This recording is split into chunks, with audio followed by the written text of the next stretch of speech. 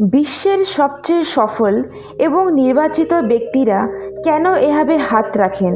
কেন বিশ্বের বড় বড় রাজনীতিবিদ এবং প্রভাবশালী ব্যক্তিরা সবসময় একটি বিশেষ ভঙ্গিতে হাত রাখেন?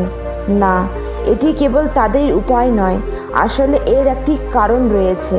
এটির পিছনে এমন এক রহস্য লুকিয়ে আছে, জানলে আজ থেকে আপনিও বসে বসে এভাবে হাত রাখা শুরু করবেন। আর এই রহস্য লুকিয়ে আছে আমাদের প্রাচীন ইতিহাসে গত ৫,০০০ বছরের, যাকে বলা হয় মুদ্রা। এমন কিছু আকৃতি ও অবস্থান রয়েছে যেখানে হাত, যা আপনার শরীর এবং মনের শক্তিকে সঠিক জায়গায় রাখে। আয়ুর্বেদে বলা হয়েছে যে সমগ্র মহাবিশ্ব এবং আমাদের শরীর, বায়ু, জল, আগুন, পৃথিবী এবং আকাশ, এই ৫টি উপাদান নিয়ে গঠিত। একটি সুস্থ শরীরের জন্য এই ৫টি উপাদানের ভারসাম্য থাকা খুবই গুরুত্বপূর্ণ। এই ৫টি উপাদানের যে কোনো একটি খুব বেশি প্রভাবশালী বা দুর্বল হয়ে পড়লে আমাদের শরীরে অশান্তি শুরু হবে, যা আমাদের রোগ ও সমস্যার দিকে নিয়ে যাবে। শুধুমাত্র ১% মানুষ জানে এবং সেই কারণেই তারা সবচেয়ে প্রভাবশালী এবং সফল। এটি প্রাচীনকালের কথা। একজন গুরু তার শিষ্যদের প্রাচীন রহস্যময় এবং শক্তিশালী মুদ্রা সম্পর্কে বলছিলেন। গুরু বললেন, ৫টি উপাদান আছে এবং আমাদের ৫টি আঙুলও আছে। তোমার প্রতিটি আঙুল প্রতিটি উপাদানকে প্রতিনিধিত্ব করে। তোমার থাম আঙুল আগুনের উপাদানের প্রতিনিধিত্ব করে, তোমার তর্জনী আঙুল বায়ুকে প্রতিনিধিত্ব করে, তোমার মধ্যম আঙুল অন্তরিক্ষের জন্য, তোমার অনামিকা আঙুল পৃথিবীর জন্য এবং তোমার কনিষ্ঠ আঙুল জলের জন্য। তুমি যখন মুদ্রা ব্যবহার করো একটি উদ্দেশ্যের জন্য, তখন তোমার হাত দিয়ে কিছু মুদ্রা তৈরি হয়। তখন তারা এই ৫টি উপাদানের ভারসাম্য বজায় রাখে, যাতে তুমি তোমার লক্ষ্যে তোমার ফোকাস রাখতে পারো। তুমি তোমার শরীর এবং মনের শক্তি যে কোনো একটি উদ্দেশ্যে প্রয়োগ করো। বিশ্বের সবচেয়ে সফল ব্যক্তিরা এই হস্ত মুদ্রা ব্যবহার করেন। একে উত্তরবোধী মুদ্রাও বলা হয়। উভয় হাত যোগ করো এবং এইভাবে সমস্ত আঙুল বেঁকে নাও এবং তোমার উভয় তর্জনীগুলি বের করো এবং তাদের একসাথে রাখো। এছাড়াও তোমার উভয় আঙুলগুলি বের করো এবং তাদের ফিরিয়ে নাও। এভাবে একসাথে রাখো। এই মুদ্রাকে বলা হয় সর্বোচ্চ জ্ঞানমূলক মুদ্রা। গৌতম বুদ্ধ নিজেও এই হস্ত মুদ্রা ব্যবহার করতেন। এটি ব্যবহার করার সবচেয়ে বড় কারণ এটি তোমার ভিতরের এবং বাইরের সচেতনতা বৃদ্ধি করে। সেই সাথে এটি তোমার চারপাশে ঘটতে থাকা জিনিসগুলি সম্পর্কে তোমার মনকে সতর্ক রাখে, আত্মবিশ্বাসকে বাড়িয়ে তোলে। এই মুদ্রা দীর্ঘ সময়ের জন্য অনুশীলন করা হলে এটি তোমার জীবন থেকে ভয়, উদ্বেগ, উত্তেজনা দূর করে এবং তোমাকে নির্ভীক করে তোলে। সিদ্ধান্ত নিতে এবং তোমার ব্যক্তিত্বের মুখোমুখি হওয়া প্রতিটি সমস্যার সমাধান খুঁজে পেতে সহায়তা করে। এই কারণে এই বিশ্বের সর্বাধিক সফল ব্যক্তিদের কথোপকথনের সময় এই ভঙ্গিটি প্রদর্শন করতে দেখা যায়, যা তাদের আত্মবিশ্বাসকে বাড়িয়ে তোলে এবং তুমি দেখতে পাবে যে তারা যা বলে তারা পূর্ণ আত্মবিশ্বাসের সাথে কথা বলে। এই মুদ্রা সত্যের প্রতীকও বলা হয়, কারণ যখনই কেউ এই মুদ্রায় কথা বলেন তখন তার আত্মবিশ্বাস থেকে দেখা যায় যে তিনি সত্য বলছেন। এর পরের মুদ্রাটি হলো হাকিনী মুদ্রা। এই মুদ্রাটি করার জন্য তোমার বুকের সামনে এমনভাবে হাত রাখো যেখানে নমস্কার করার সময় তোমার উভয় হাত একে অপরের সাথে জুড়ে রাখা উচিত। তারপর 3টি দীর্ঘ নিঃশ্বাস নাও এবং তোমার হাত ভাঁজ করো।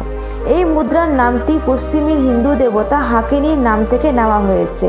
সংস্কৃতি হাকিনী মানে সর্বশক্তিমান। আয়ুর্বেদ অনুসারে এই মুদ্রা অনুশীলনের মাধ্যমে একজন ব্যক্তি তার মনকে শান্ত এবং নিয়ন্ত্রণ করার ক্ষমতা পায়। তবে তোমার ধ্যান নিয়ন্ত্রণের সমস্যা হলে অবশ্যই পরবর্তী মুদ্রা ধ্যান মুদ্রা শুরু করো। তুমি হয়তো বেশিরভাগ সন্ন্যাসীদের দেখেছো, এইভাবে বসে যখনই কেউ ধ্যান করে বা তার মনকে শান্ত করার চেষ্টা করে তখন তাকে এইভাবে হাত রাখতে বলা হয়। এটি হলো ধ্যান মুদ্রা।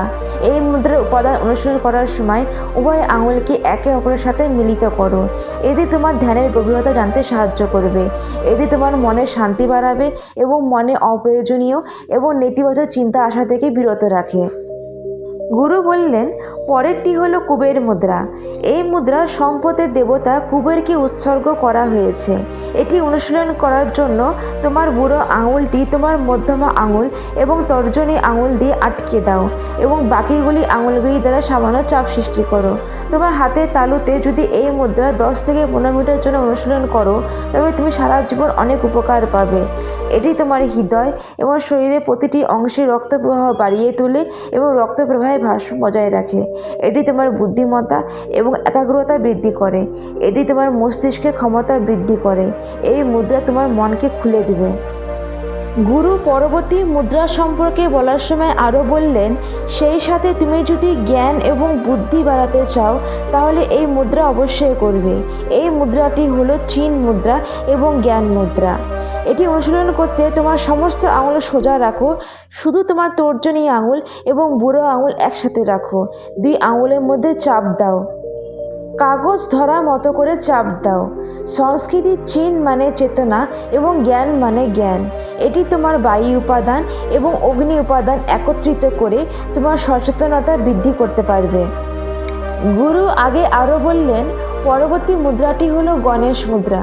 এটি এমন একটি মুদ্রা যা তোমার বুকের পেশিকে শক্তিশালী করতে সাহায্য করে।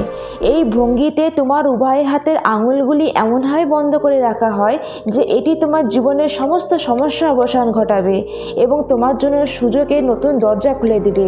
এটি তোমাকে উন্মুক্ত করে এবং নতুন সুযোগগুলি দেখার শক্তি বাড়ায়। তাই এটিকে বাধা এড়ানোর মুদ্রাও বলা হয়। ধ্যানের সময় গণেশ মুদ্রা তোমার সমস্ত মনোযোগ তোমার শরীরের কেন্দ্রে অর্থাৎ তোমার হৃদয়ে নিয়ে আসে, যা তোমার হৃদয় চক্রকে জাগ্রত করে, তোমার হৃদয়ের ভালোবাসা এবং সহানুভূতি বৃদ্ধি করে। গণেশ মুদ্রা করতে প্রথমে একটি ধ্যানের ভঙ্গিতে বসো, যেখানে তোমার পিঠ সোজা এবং বুক বাইরের দিকে থাকবে। এবার তোমার বাম হাতটি তোমার বুকের সামনে নিয়ে আসো এবং তোমার ডান হাতটি এইভাবে যোগ করো। বন্ধুরা, যদি বৈজ্ঞানিকভাবে দেখা যায়, আমাদের আঙুলে 3,000টিরও বেশি ম্যাগনো রেসেপ্টর রয়েছে, যা আপনার মস্তিষ্কের জন্য হাইওয়ে হিসাবে কাজ করে, যা নিউরনের মাধ্যমে আপনার মস্তিষ্কে সংকেত পাঠায়। আপনি যদি মুদ্রা অনুশীলন করেন তাহলে আপনার মস্তিষ্কের শক্তি বাড়াতে শুরু করে এবং আপনি এতে অনেক সুবিধা পাবেন। এর ফলে আপনার মন নিয়ন্ত্রণে থাকে এবং মন শান্ত থাকে। বন্ধুরা, ভিডিওটি ভালো লাগলে চ্যানেলটিকে অবশ্যই সাবস্ক্রাইব করো, লাইক আর শেয়ার করতে ভুলো না। ভিডিওটিকে শেষ পর্যন্ত দেখার জন্য অনেক অনেক ধন্যবাদ।